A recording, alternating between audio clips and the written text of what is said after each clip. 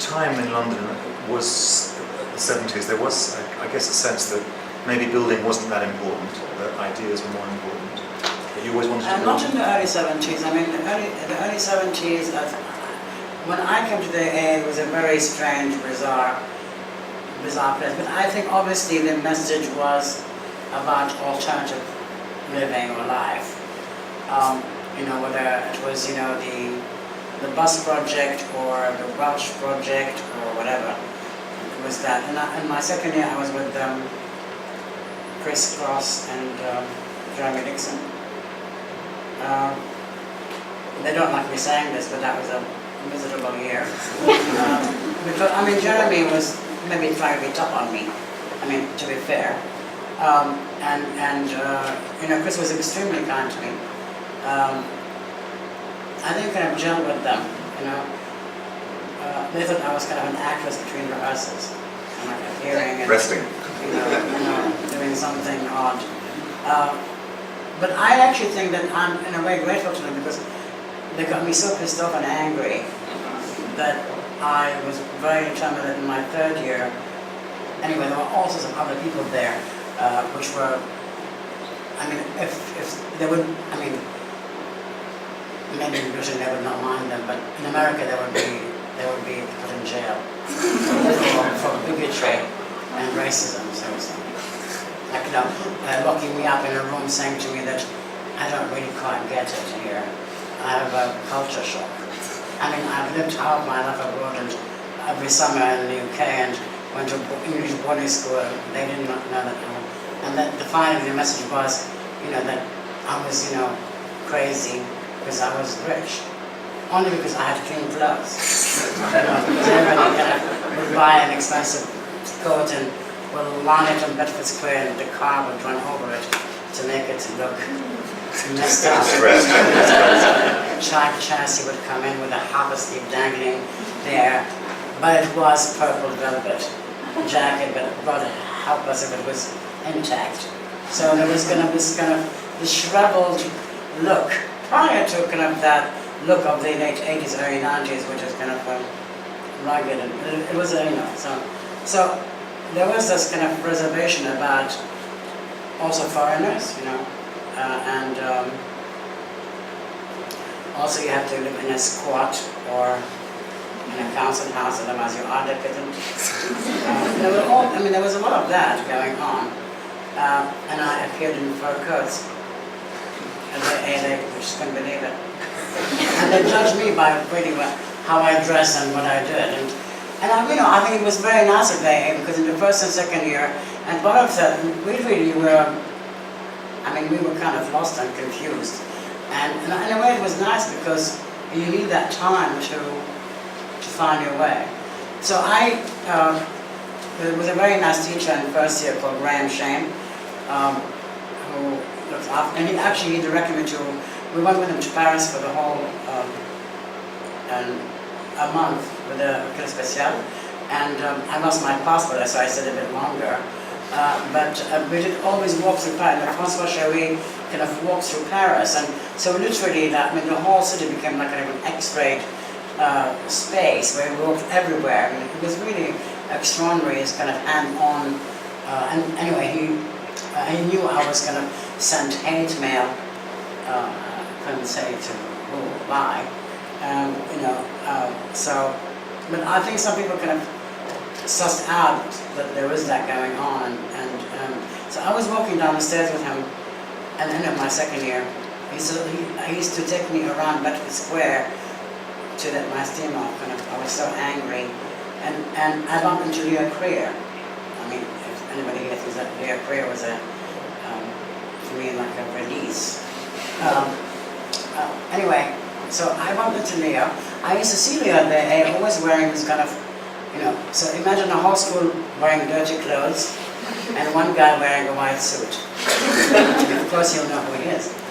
So anyway, the other interesting thing, Elias Engeles, who became my teacher in the fourth year, actually brought in all these people to the AA. I mean, he was, you know, Mark Fisher was a symphonist, very broad ram.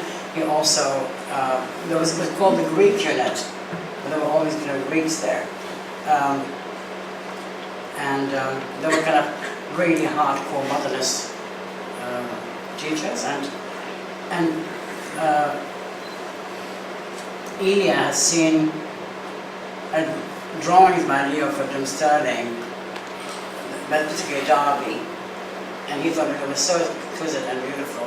And who was this person? And he brought him over there to teach with him, and then Leo was given a unit the following year. So I bumped into him on the day with Graham, and he said maybe we should join him, he'll help you out. And we went, 12 of us or 13 of us went together to Leo. We didn't know anything about him. We just said, we're coming here, can you take us all together? And we did. We went en masse. And we were not in the school, we were in Percy Street, because it was, again, like the Ernham Street story, which was done with Don Janassi and people like that. We were also exiled out of the norm. And it was at the time there were demonstrations by Brian Anson. And another interesting thing is, in my first year and the second term, we mutinied. We refused to do all these like funny bus and whatnot projects. And we were in Ernham Street, and there was a German teacher called Berthard Feising. I didn't see him for 30 years, from 72 to last year, 32 years. He came to see me at the office last year. He has looks exactly the same. And he had my first year report. I always say, I shouldn't say it, but only a German would keep a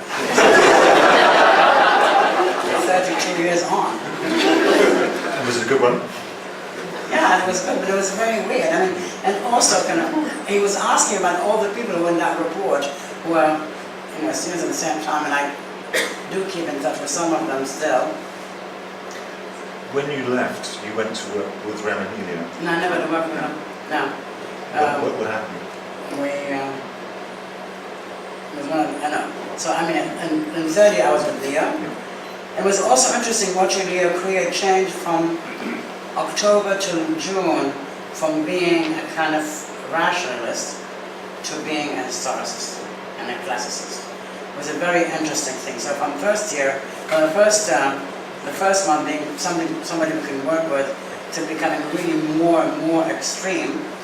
And I actually think he was a very good teacher, because it was the first time we kind of talked about the city and the emphasis on drawing and precision. So, and then Elias had come to our reviews, and I kind of thought maybe I should join him the next year. And that's when Rem started teaching him. So obviously that was for me a seminal decision to go on with Eli and Rem in fourth year. To turn away from the idea of a traditional city towards the more Well, experimental. by that time I did not believe that to move forward we have to go backward. I did not believe that there's the end of progress. I mean, it was the beginning. Leo, she saw these images, but by the end of the year they were all crossed out. They were not allowed. But I think the composition was interesting, and he made that very big symposium and exhibition on rationalists at ArtNet. And I mean, talking about that period also, Matthias Ungers, who passed away last week, was a very important figure in the rationalist movement. And I remember when I was with Eli and Rem, I was saying, Rem, Leo thought that Ungers was his guru. I mean, Leo, I think, is his guru. He's my collaborator. But you discovered Melnikov and Lisitsky by this time? No. In the first year, in our exile year at the Ernham Street, we did seminars. And we did our own seminars, but there were people who talked about, like, Eli came to talk about the Russians. And that was intrigued me at that time. So when I was in my fourth year with them, the first time project was the Middle-Age Tectonic, and that's how. And I finished fifth year, and Rem and Eli wanted to become a partner, and They first offered me a junior partnership and I said no. And then they said, okay, become a partner.